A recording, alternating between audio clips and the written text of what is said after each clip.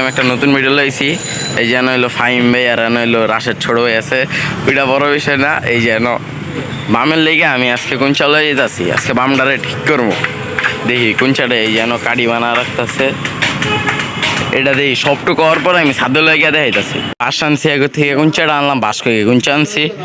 এই যেন এটি দিয়ে এখন এই যে মাপ দিতেছি, 4 কোনার চা দিতেছি, পরে মনে করে মাঝখানে একটি বহামো।